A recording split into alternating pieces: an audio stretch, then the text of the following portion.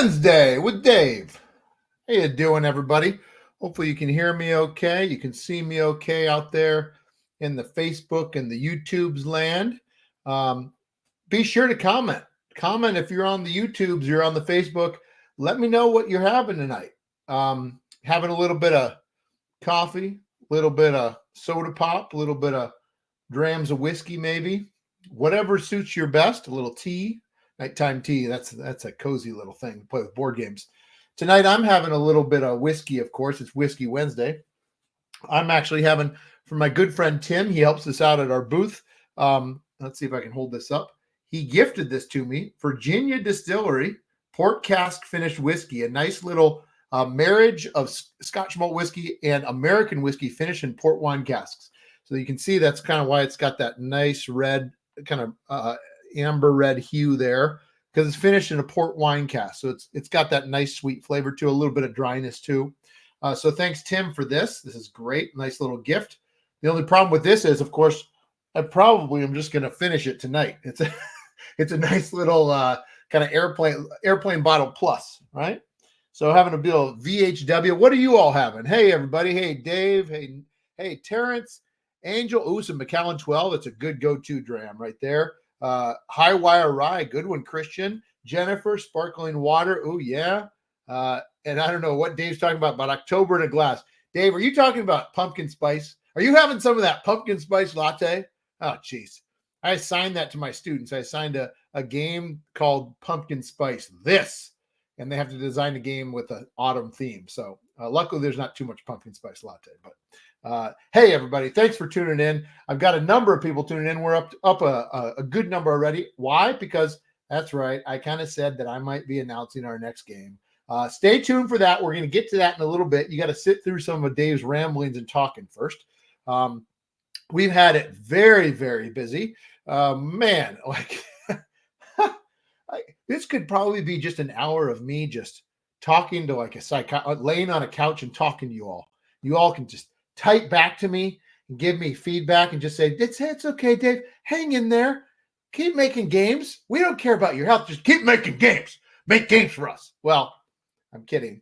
I know you all love me. I love you all too. But boy, has it been a tough month. Here's why. I was over in Germany, good Lord, less than a month ago. I was over there with friends, but I got very sick while over there. That wasn't fun. We'll talk about that in a second. But it's been a month, folks. Not only that, but there's lots of other stuff that I'm getting to get to too. It's been a month, but I'm so excited to be here. I have actually been looking forward to this for a while. It hasn't lined up. Usually I try and do these about once a month, and it hasn't lined up for me to be able to do a Whiskey Wednesday in a bit for a month or so. Obviously, as you know, in August we finished the Luthier campaign. That was awesome. That's successful. And then come September, I'm starting school. I'm starting teaching. So for those that don't know, for the last 9 years, I've been director for a fairly big school of art and design. So it's kind of like a mini college within a university where I run the whole school. Obviously, the people there, the faculty, the staff, they're the ones that really run it. But I'm kind of supposed to be the honcho in charge. And it's great. I love it. But I haven't been able to focus much on my own work on Paverson Games. So I actually decided about a year ago to put in my notice that I was stepping down, going back to teaching, which is where I am now. I'm teaching. But guess what? I haven't taught in 10 years. I hope my students are watching this. But I of course, like teaching's like riding a bike. I can get back on. It's great. Trust me. I absolutely love it in the classroom. But the fact is, those classes that I taught 10 years ago have changed, of course. Students have changed, of course. So I'm doing a lot of work at night preparing for classes the next day that I'm teaching. So I actually have been feeling more stressed than I usually have in a good way, because it's making preparing work to be able to teach students. And yes, folks, I do teach game design specifically. I teach an introduction to game design class. We have lots of video game design majors at Stout, UW Stout, University of Wisconsin Stout. And that's the program I'm a part of, game design. And so I get to teach the very first game design classroom. So it's really fun. So they're working on board games right now because, of course, in this class, we strip away the concept of needing to rely on technology and really focus on just design. Anyway, I'm going off on a handle. And really, that's right, Marcia, out of the frying pan into the fire. I thought I was going out of the frying pan into like I don't know, nice and easy breezy time, but it's not the case at all. It is definitely a little bit different. Uh-oh, wait a minute. Look at this. Carrie, your daughter goes to our school? What area is your daughter in? Is your daughter an art design major? I want to hear more. We need to connect. This is fun. Awesome. Look at that. So UW Stout's known for game design and known for lots of other things too, engineering, art and design in general. But it looks like we've got other people too doing game design. I know others that do this too. It's a great way to learn. It's a great way to collaborate. It's a great way to understand systems thinking and iteration and process. So it's great to hear all this going out there. So yeah, I do this. I love it. But boy, has it been tiring. Because if you can imagine, I got off the Luthier campaign. Basically, September 1, school starts. I've been teaching nonstop. But then late September, early October, I go to Germany for a week. Let's just transition to that, people. Let's see if I can do this. Boom. And there I am. Holy mackerel. I'm in Germany, of all places. I've been to Germany before a couple times. Obviously, Beck, it's my homeland. But at the same time, it's something that was new to me in terms of Spiel Essen. So Spiel Essen is the largest board game convention in the world, the largest gathering of people wanting to buy and play and see games, tabletop RPG, card, board, you name it, in the world. I think they had almost 200,000 visits. Those aren't unique, so they're repeat. So probably somewhere around 70 to 100,000 visitors. It's definitely up there at Gen Con. Don't get me wrong. There's like a neck and neck, which is bigger, but Spiel Essen is pretty nuts. Imagine Gen Con and multiply that main hall times like 4, because there's 7 halls or 6 halls. And so they're spread across those halls. They're not all as big as that one, but it's still nuts. So I was over there. It was amazing. I had some doner kebab, which is, there's way too much zaki sauce on there for my doner kebab, but that was the first thing I had to get was some doner when I got there. I got to love some doner, a non-German food, but famous to Germany. Let me go backwards a bit. Here's our booth. So I wanted to give you a little bit of a glimpse of what it was like in Spiel Essen. Here's our booth. Here's people working back behind our booth. We had an awesome team as usual. We had people from Germany. We had people from the UK. We had people from the States, all converging together at the Paverson Games booth. We had a pretty small booth when it was all said and done. I'll show you an example of a couple others. We have some awesome people there. Jan from Germany, Abe. We see the back of John. We see Stephen Fortenberry as well teaching. So really great. There's Emily. That was obviously before we opened one day. Too. There's our core crew. This is the crew that flew over from either the States. So the 3 on the right are from the States and the 3 on the left are from the UK. These are people kind of like my hardcore, really superstar Paverson Games booth helpers that have helped me at Gen Con, at PAX, at Origins, at UK Games Expo. And I reached out to some of them and I said, hey, you're some of my superstars. Do you want to come to Germany? I'll try and figure out a way to help you get there. Like I can't afford everything, but I can try and help you get there. Do you want to experience this? And they were awesome. What an awesome group to play with, to work with. Really great. So that was fun. There's a shot of that was Emily taking a picture because that's when I was sick. That's some of them out to eat too. So just showing you some of those. I wanted to show this because this is actually the train station to try and notice it's not even the train station. It's before you even get down to the train. This is how busy it is in that town and how packed it is. Let me go the other way really quick because I just want to give you an example. Here's some shots of other booths. So it's very much, if you've been to Gen Con, Origins, UK Games Expo, PAX, it's very much like that. It's just bigger, just more spread out. Certain things are different. So they do a lot of these custom-made booths there as opposed to you building it yourself. They have these walls on all the booths. And so you kind of hang stuff there. So I was taking pictures as like research for me for next year as I expand larger. So again, to give you some ideas, there it looks like it's not just leader games, but a number of different games kind of sharing booths. That's pretty common. So you can see some different examples there of different booths.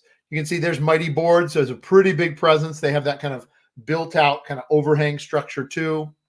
So again, just there's Pika and Fantasia. So Unconscious Mind was a big release there. Mine was waiting for me when I got back.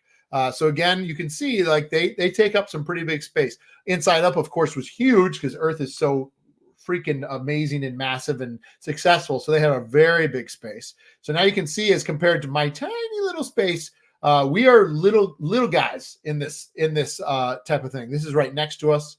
So again, now you can see, like, look how like podunk I am. You can kind of see things stacked up behind mine. I'm pretty DIY if you really think about it. But the hope is that now that I understand, I went there to research. That's what this year was all about, is understanding what Essen's all about, so that I can come in with a bang next year when we have Luthier ready to release. So that was exciting stuff. Just a couple more. And you can see it's pretty busy. There's a good example of kind of when it's busier during the day. I'm again taking pictures for research here. That's right, Terrence. Got to start somewhere, man. That's right. That's what I'm trying to do. Starting with I'm a little guy, but playing with the big boys, trying at least. So again, here's a good friend of mine, and his game Age Contrived. Bell's Intent is their company, so it was neat to see their booth and see how they did it. There's a good shot of kind of from behind the booth too, so you can kind of see that and how that works. A couple others. Some of these are repeats. Sorry about that. And then there's the last. I think this is the second to last one. There's me. That's where I spent half of the fair in my bed with a temperature of 103, trying to fight the good fight. But again, hopefully this helps you get a glimpse into what Essen's like, Spiel Essen. If you get the chance to go. I mean, it's a Thursday, Friday, Saturday, Sunday. You can go and make a week of it, see some of Germany, and then go to this amazing convention and see all the hottest games. There it is. There's the last thing I wanted to show you. There was my temperature that I was dealing with. I didn't tell my wife because I knew she would get angry with me and worry. But that's kind of what it was about. Okay, so that was Essen in a nutshell. For me, 103 temperature. For everyone else, it was crazy and awesome and madness. And with that too, I got to say some takeaways there. It's a different type of crowd. The people that go there are not sitting down to be able to buy games and then go next door and play. There's no room to play. There's no room to sit down and play games. You can't sign up ahead of time for events like you can at Gen Con, for those that are aware of that. You go, you buy, you leave. You go home. Like the Germans will go home to their home an hour or two away and play games there. It's a very different type of feel. It's definitely a fair as opposed to a convention where there's talks and things. That's not really happening here as much. Would I do it again? In a heartbeat. I am going for sure. My new philosophy, at least I'm going to try for the next couple of years, is hit the three big ones. I'm going to try and hit UK Games Expo in June. I'm going to hit Gen Con in August. I'm going to hit this in October. So every 2 months, I'll be at the the three largest fairs in the world. I know PAX gets close to that. But that way I can kind of spread things out. I can gear up for those, and I can be there personally. I want to try when I can to be at these places personally. Sometimes it might not happen, but I really believe strongly in that idea of me being part of this and me getting to meet you. Perhaps if you happen to be able to come to some of these in certain parts of the world, that I get to meet you, interact with you, and that's a lot of fun. That's always my favorite thing about a convention. I'm telling you, I'm serious. Is the fact that you can come up to the booth and you can be like, hey, I love this game, or I like this. I want to ask you questions about this. And I just get to meet you. And I know it sounds silly because you might think, oh, Dave, you don't care. No, it's every one of those people makes the convention worth it for me. I'll be honest. We didn't make money on this. I don't make money on a convention like this because it costs so much to get the people there. It costs so much to get the stuff there. I'm not selling that much. Next year, I hope to make money because we'll have this big boy to sell. But I knew I wouldn't this year, and that's okay.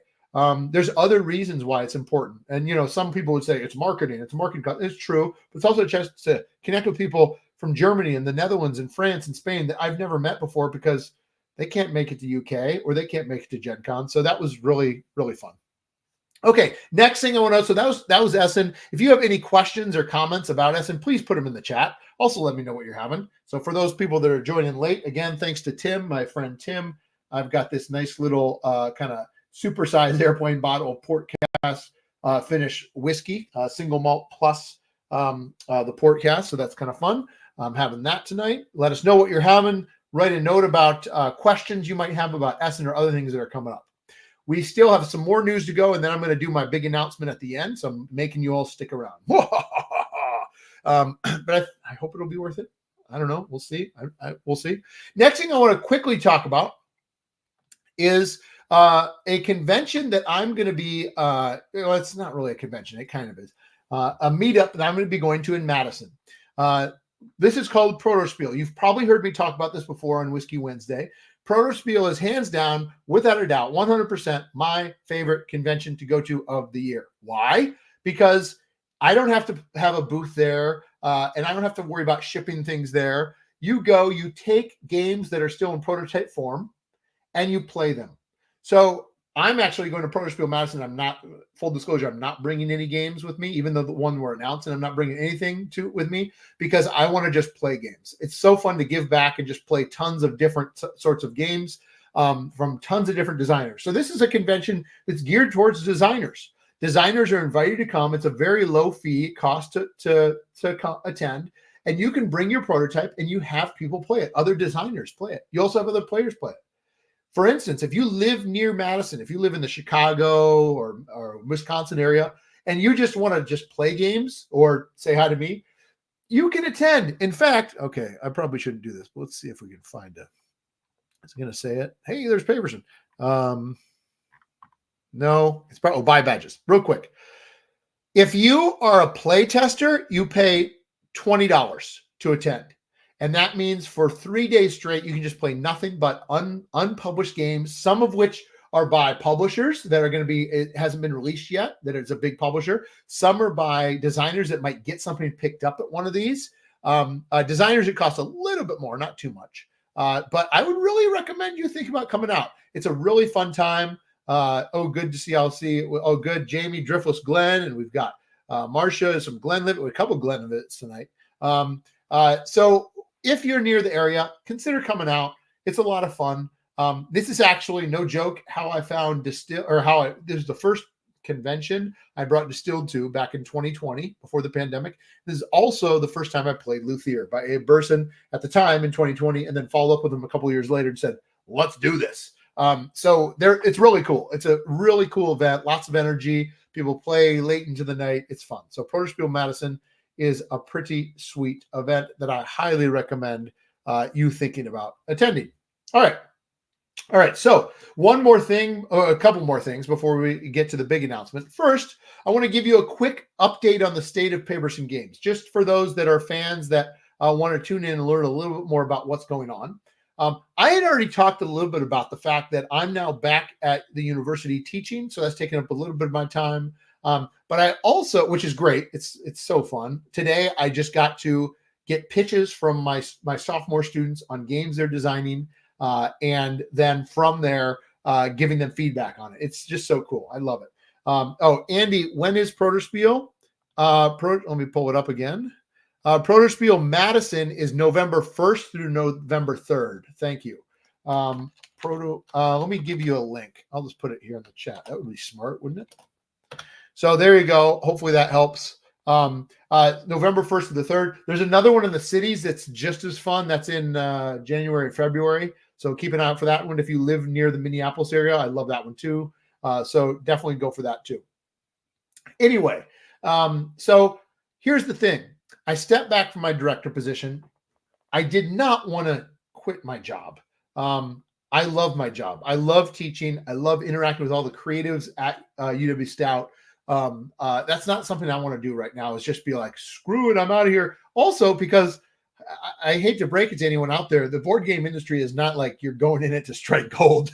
I mean, some people might, but it's not probably some big glam thing that you think it is. And I think most of you realize that.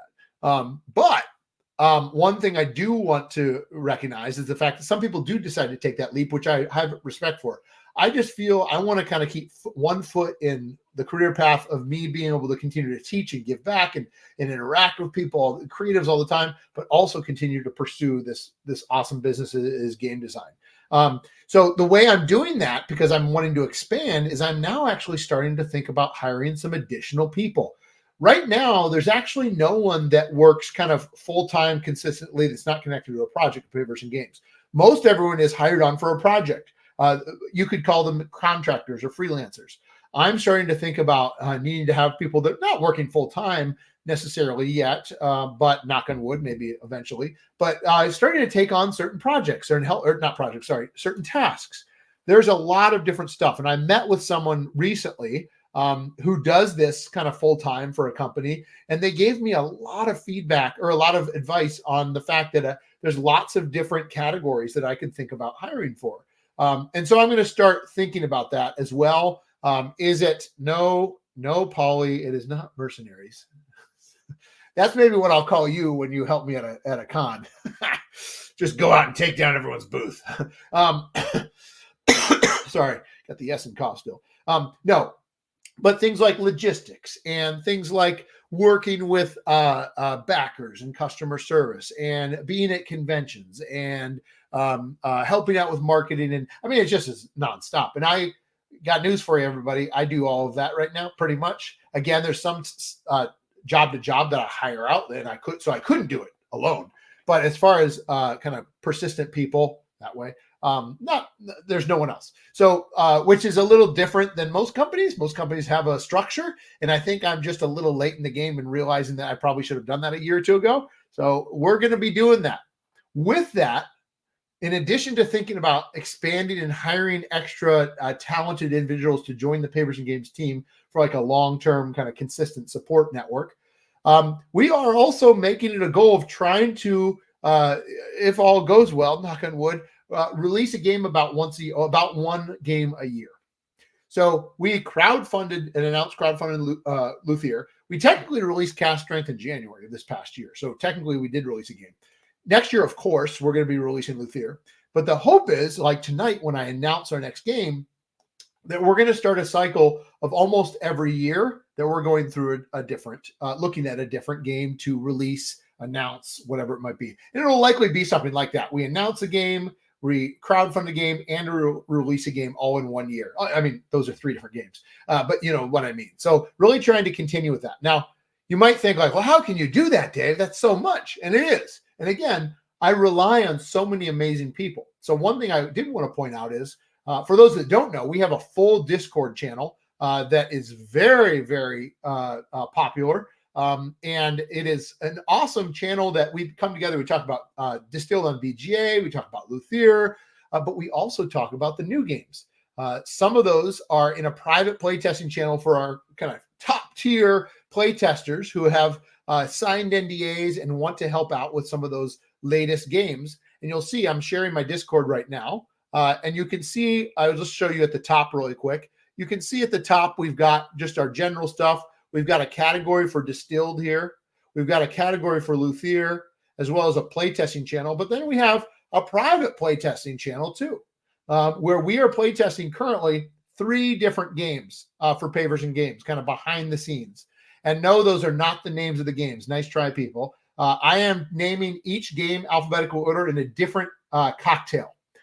So you can definitely kind of see that we've got 3 games going right now, each named after a different cocktail that we are playtesting constantly. These people, part of this private channel, have been signed playtest agreements, NDAs, and they really are the people that have been longtime Paverson fans and supporters and have been doing quite a lot with us online.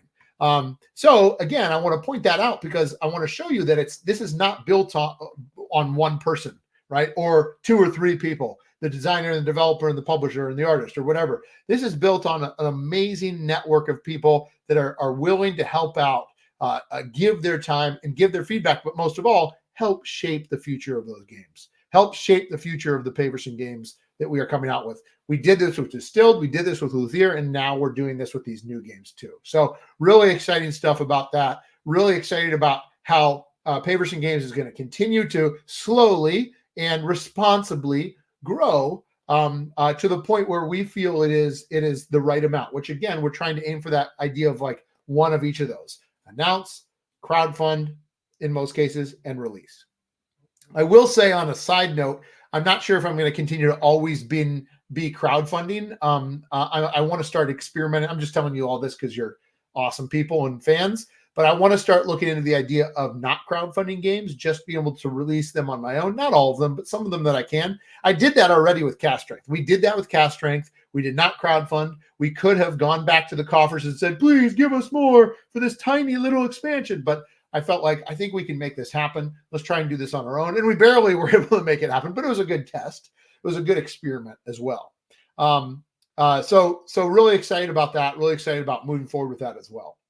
All right. So one more thing. I want to give some Luthier updates. So my Luthier people out there, all my Luthiers, I'm not kidding. Just today, this feels heavy. Like there's still something in there. Just today, I got a package from China, from the factory, from Panda Games. Looks like they're reusing some sort of package. You can kind of see that looking close. I don't know what that is, but some encyclopedia or something. A package full of goodies, upgrades, other stuff. So I wanted to show them to you. I want to, you all actually are the first people in the entire world besides myself that get to see this stuff. So if you're a Luthier backer, a Luthier fan right now, hopefully this will be fun for you. So let's see what we got. I didn't get a chance to look I looked through it, but not too much. First thing is the baton. So non-game oriented at all, but it is cool. They sent me an example of the baton, and it's looking pretty good. It's not exactly where I wanted it, but this is the size. Let's see if I can fit that in. The size and the shape that I was going for the baton, right? But what we are doing too, this is not going to work. Well, maybe it will. Is we are, come on, focus. Maybe. I don't think it's, well, kind of. Focus. Yeah. Anyway, you can kind of see it's burned into it is Paverson Games. It's kind of etched into it.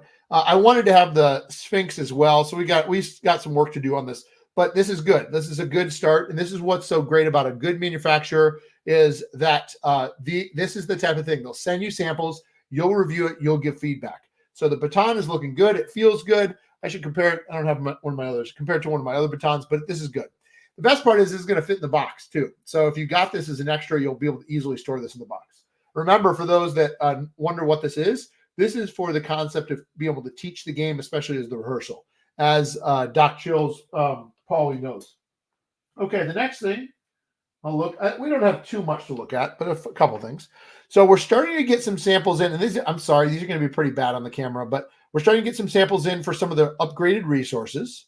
So the first one to show you, kind of, see if I can, is the animal parts. Now it's too big right now. They made it too big, but they know that. It was actually kind of my fault. Yeah, this is not going to work, is it? Come on, unless it'll really focus in. You can do it? No. Sorry. Oh, there we go. There we go. Perfect. So this is the animal parts. So the concept here is it's a stack of like animal hide, some sinew, some bones on the top as well. It's a cube that is white. And we do have two. Let's see if I can hold up both. We do have two different versions. I can't do this. It's like mirrored. One that is more of like a gray and one that's more of a cream. I want to hear what you all think. Remember the resource. This is hard. The resource itself is depicted as white. So that's why I was that's what I was kind of thinking that the gray one would be better. I do like this cream. It feels a little bit more like bone, but that's something we're going to have to think about. So a little bit bigger than it's supposed to be, but you get the picture. We also got some samples of, they're really tiny, but they work. Some samples of the wood. Now, if you remember, I tried to announce this online and everyone got mad at me because it was originally a cube. It's gonna work. Come on. There, maybe that'll do it. It was originally a cube. Come on. I was doing it before. Well, anyway. There. It was originally a cube, and people didn't like that. People were like criticizing the Minecraft. This is like Minecraft. So I changed it back to a circle, and I am happy with it. That concept of more of a circular. These aren't I'm not fully happy with these at all, though, because I can't really see the bark details or the rings. There's rings in it too. Now I'm of course completely out of faded. Well, now I can just keep take advantage. You can kind of see it, but it's supposed to be dip a little bit more. And on the side too, you can kind of see it, but I want to see that a little bit more. So I want to see the rings a little bit deeper as well as the bark. So that's some feedback I'll give. And this is actually the right size. So let's hold these two together. And you can see that the animal parts are way too big. So the animal parts are going to be shrunk down to the size of the wood. And that's mainly also because you want to be able to fit it onto your player board and other places too. So it looks like we're getting people that like the cream. That's good to know. So that's good. And I'll probably, well, if I put it on the Kickstarter update, everyone's going to criticize it. So we'll see if I do that. I think a lot of people, yeah, you're right. It is a little similar to the cut of the face of the wood, Marcia. That's a good point. So that is something that we'll have to, I've got both of those up now. We'll have to kind of think about as well, the cream versus the face of the wood. The concept, though, will be asking people to kind of ignore that idea of the color at this point, because if you're working with these resources, this looks like wood, this will look like a cube of kind of animal parts. So that's my hope.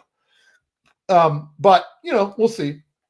I'm seeing a lot of cream, so that's good. I might continue to work with the cream, and really that's just like a brown, right? So for people that don't know, these are painted almost the same color, and then the wash changes it, right? The wash changes it to a kind of a more warmer brown or a cooler gray.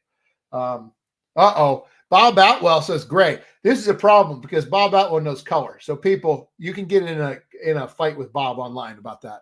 The Robert Atwell there. I'm putting him right up on public. Gray. He says gray. So anyway, so those are those. The metal will be kind of a cubified yet still a little bit of an angle ingot. That will be a very dark brown. So we got lots of browns, but we've always known that. It's Luthier. Man, is it gonna go back now? Well, actually, this is good to keep it this way because I want to show the next thing. So anyway, that's that. That's good. So another one that's exciting is I got the first round of the worker chips, the clay worker chips. So listen to this. Wait.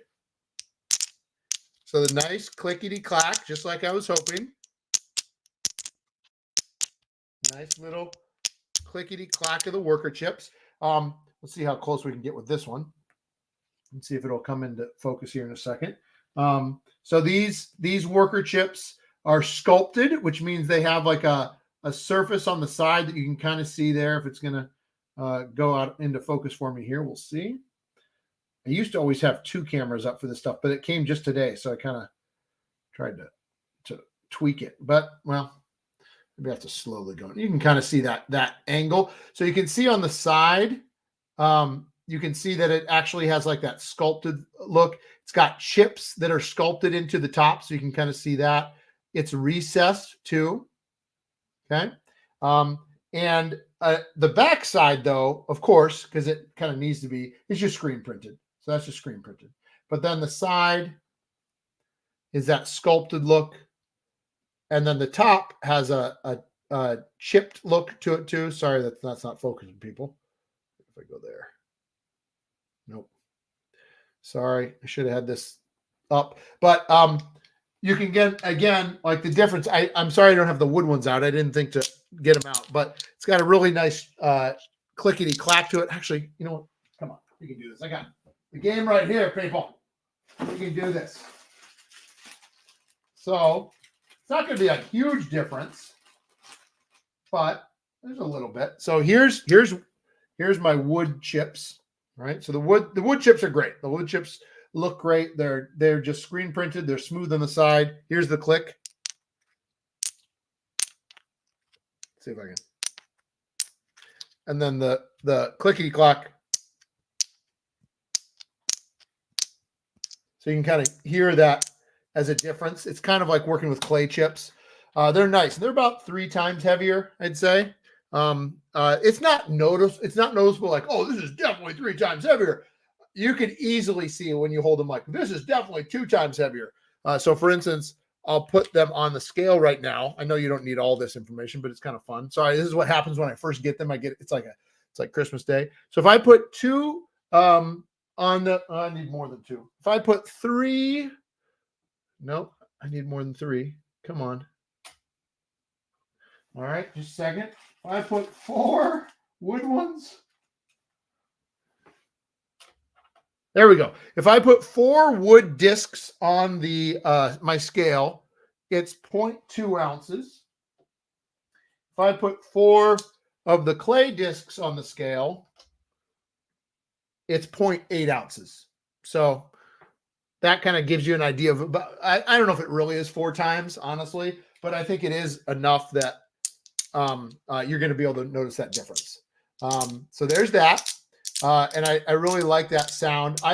The whole reason I went for this is because I've seen and I've played myself. And when you're sitting around the table and figuring out your move, this is exactly what you're doing in your hand. You're kind of playing with them. You're stacking them until you're ready to move them out. So I thought that would be fun. We are looking at a couple different options as far as finish. So for instance, The finish, this one is recessed and painted. If they can actually pull this off, that's going to be awesome. But that's a lot of work. I think that's hand painting, I think. And then other ones that aren't, which obviously, and there you can see when it's not painted. Obviously, you know, it doesn't have as strong an effect, but at the same time, I'm a little worried about the quality control for painting because I can only imagine that that's hand painted. I could be wrong, but there you go. There's a nice. There, now you can kind of see that. You can see that I love the sculpted chips. That's all on purpose, right? Those chips and the side as well, and then the bottom, of course, is flat and screen printed. Now, what that means is every player will have a unique sculpt. So blue will have a unique sculpt, red will have a unique sculpt. They'll all look identical, so that when you see them on the sides, they'll be a little bit different, ever so slightly, and obviously the color is different too. So really excited about that. All right, last thing to show you all for my Luthier fans. I'm happy to report that we now have samples of the instrument miniatures. So the instrument miniatures are something that when you make a first chair instrument, you're able to put one of these into the orchestra. If you're the yellow player, for instance, now it's out of focus again. If you're the yellow player, you grab one of these bases that has your crest. Okay, I'm going to keep it so I can move it. And then you grab the instrument that you just made and you place that into the orchestra so that when you're done, and again, these are prototypes, but when you're done, these will sit into the orchestra and it will have your color and your shield. Right now, they're all the same crest because they're prototyping it, showing that off. So maybe you'll have a musette de corps you'll have made, right? And so as you can imagine, over the course of the game, or by the end of the game, the entire orchestra is filled with these, and we can see which player made them. There's a little bit of hangover at the back, so you can see that. Here's my favorite just because it's so big. There's the pipe organ. So you could be someone that you're making the teeny tiny violin or the big pipe organ. And again, you can claim that color, and they're screen printed. They will be screen printed on both sides. They just haven't gotten to that yet. So really, really happy with these. I originally was worried about the white outline, but I'm actually okay with it now. I'm not they looked a little more bold in the renders, but I think I might stick with the white outline, or I might tone it down a little bit, almost like a cream or like a kind of half white, not a gray, but something that's a little less, but I do like that. So I'd be curious to know what you all think about that too. How do you feel about those white outlines, knowing that we've got kind of this true wood. I mean, that's the whole idea, right? These are printed on wood. And I think these are laser print. I don't think these are actual heat transfer. The heat transfers will be even a little bit more rich, I think. Because right now, you can see it, but I'm worried you can kind of see the grain a little too much. It's almost a little fuzzy. It's not too bad, but it doesn't feel fully right yet. And so I think, again, that's because of the prototype. But I'd love to hear. Oh, thanks, Andy. Like the bright white. Good. So I'd like to hear what you think. And again, knowing that you'd have I can't hold up more than this, but you'd have a full orchestra at the end full of these things. Let me show you here.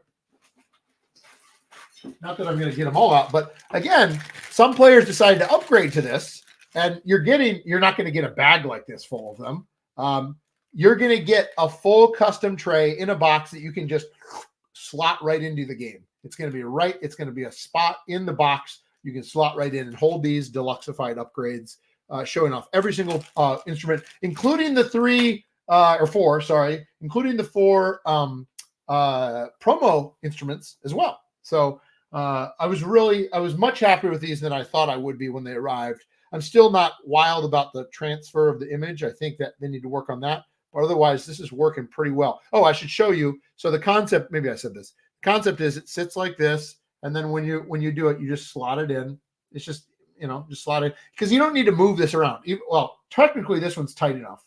But in certain cases, I don't know if I can make it happen. No, it's actually nice and tight right now. But technically, I could fall off, right? But you don't need to, because once you sit it down, you're done. Yeah, so really excited stuff about that. So just as some of this is just an envisioned and some of it's not yet, but I've got an amazing person I'm working with at Panda called Clark. His name's Clark Bender. He's phenomenal to work with. He's always coordinating, sending stuff.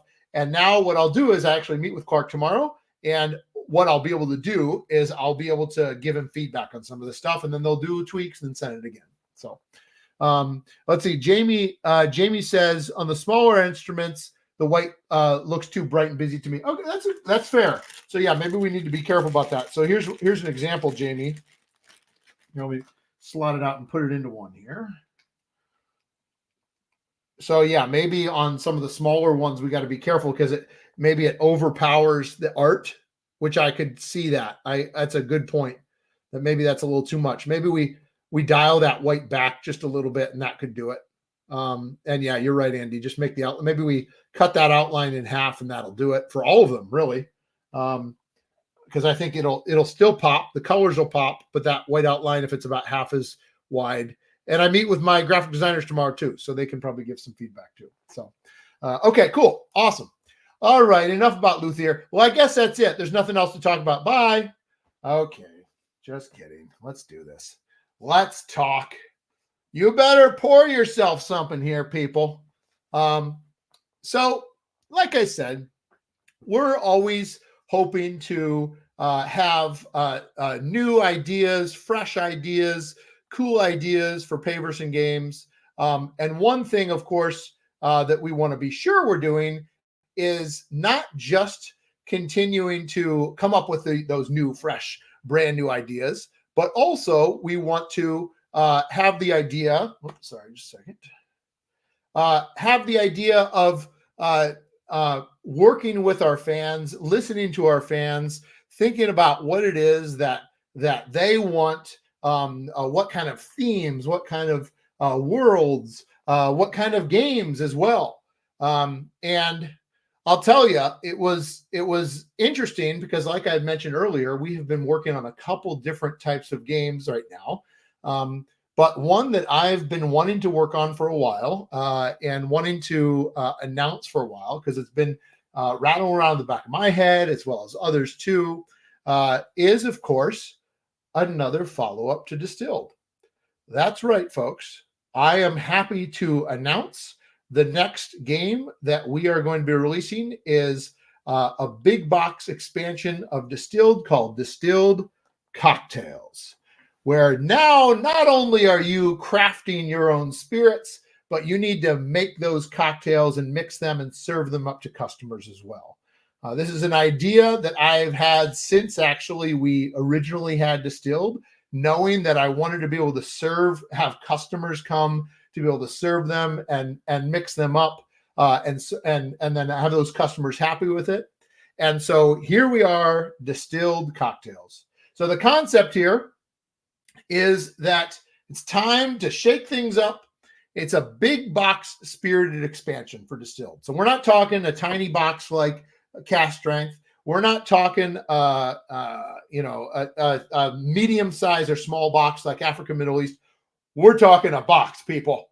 This is a big box expansion. It's an expansion. It's a spirited expansion, and it's for Distilled. Your distillery has been established. It's time to bring your famous spirits to the world. You're going to expand the production capacity of your distillery by adding a second washback. That's right. Double washbacks are back, baby. For those that helped me play test this way back in the day, you might remember for a hot second, I experimented with double washbacks where you can make 2 spirits in a single round. And we are bringing that back. We are going to allow players to be able to make 2 washbacks or 2 spirits in a single round if they can afford it, that is. More on that later. So you're expanding the production capacity, providing you with more acclaim and revenue, obviously, for your brand. As you can imagine, if I'm making a whiskey on one side and making a vodka on the other, not only am I going to be able to age that whiskey, but I'm also making some income ready for that next round. And all my distillers out there know that when you make an aged spirit, you go into that next round pretty darn poor. Well, if you can pull it off now, you don't have to worry about that because you've got that revenue, which is a real world thing and we've talked about this before, in the distillery business, in the distilling business, is that oftentimes gin and vodka is what keeps the lights on. So you're going to craft unique cocktails for customers. We've got, I think it is over 30, maybe 40 different cocktails, all authentic, all real, all true to life, all illustrated, that you are going to be able to make in this game. So if your favorite cocktail is out there, there's a good chance it's there. And if it isn't, well, maybe we can come up with something too for some expanded content. You are going to be doing this for customers. So you're not just making them, you're going to be making them for customers. Because for anyone that's been to a good distillery, especially in these day and age, you know that they oftentimes will have a really cool, hip distillery bar, where they have craft cocktails that are just their own, quite expensive, using some of their special spirits they make. Well, guess what? You're going to be able to do that exact same thing as well. You're going to craft these cocktails for the customers. They're going to require special mixers that are paired with spirits that are from your distillery. So you have to have made those spirits in your distillery, and then you are going to serve those up with mixers as well. So essentially recipes that these customers are asking for, to be able to serve them and make them happy. By doing that, you're going to spread your international renown all around the globe. So you're going to be able to kind of spread that beyond. But maybe you don't want to focus on cocktails. You don't have to focus on, making a great old fashioned. That's right, Ryan. Maybe what you want to do is focus on the high-end spirits. You want to make things just for collectors, perhaps. Those collectors, those international collectors, they want only the best. They want only the top tier of spirits that you can make. But as a result, if you do, you might attract them with those prestigious spirits and unlock new end game scoring opportunities. So we're going to kind of integrate that in with as well. So if you're a fan of the spirits and the crafted drinks, you should saddle up to this bar. Join the party. We are hoping to launch Distilled Cocktails in 2025 on the crowdfunding. So really, really excited about this expansion. It just fits so perfectly with Distilled. And like I said, it's something I've been working on for quite a while.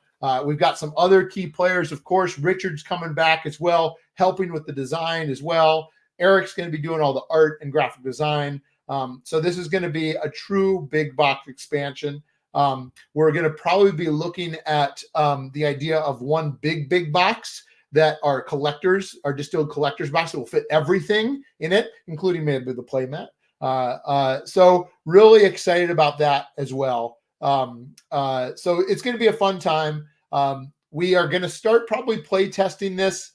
We've already been play testing, obviously, but play testing with the general public probably in the next month or so, maybe a couple months. So again, we'll be doing that on Discord mainly. And like I said, aiming for that being a 2025 launch and then probably 2026 release.